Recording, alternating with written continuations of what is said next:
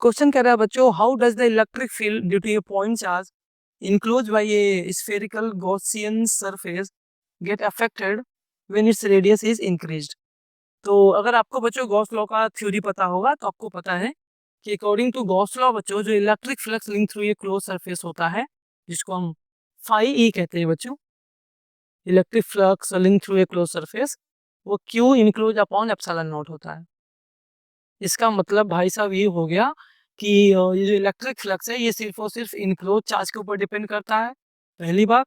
दूसरी बात, permittivity of the medium के ऊपर डिपेंड करता है और किसी भी चीज के ऊपर ये डिपेंड नहीं करता। मतलब क्या गॉसियन सरफेस के शेप पे डिपेंड करता है? आंसर है नहीं। क्या गॉसियन सरफेस के साइज के ऊपर डिपेंड करेगा इलेक्ट्रिक फ्लक्स? आंसर है नहीं। क्या किसी आउटसाइड चार्ज के ऊपर डिपेंड करेगा?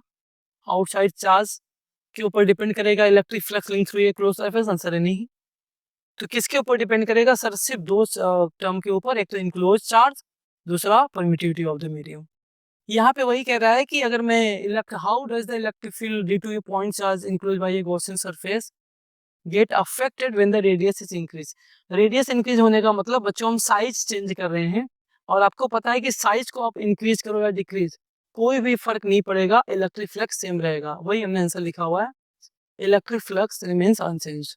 ठीक है, ये 1 मार्क्स का क्वेश्चन था। आपको बहुत ज्यादा एग्जाम में कहानी नहीं लिखना है, मैं कई बार समझा रहा हूँ।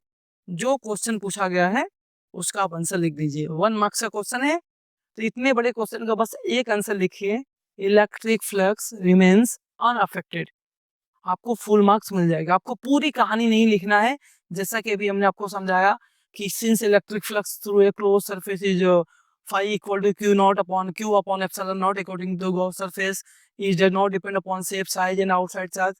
ये सब कहानी नहीं लिखना है क्योंकि आपको रीजन पूछा ही नहीं है, आपको बस पूछा है कि क्या इफेक्ट होगा, तो यहाँ लिख दो इलेक्ट्रिक फ्लक्स रिमेन्स अनअफेक्टेड और अनचेंज्ड, बात खत्म, आपको फुल मार्क्स मिल जाएगा।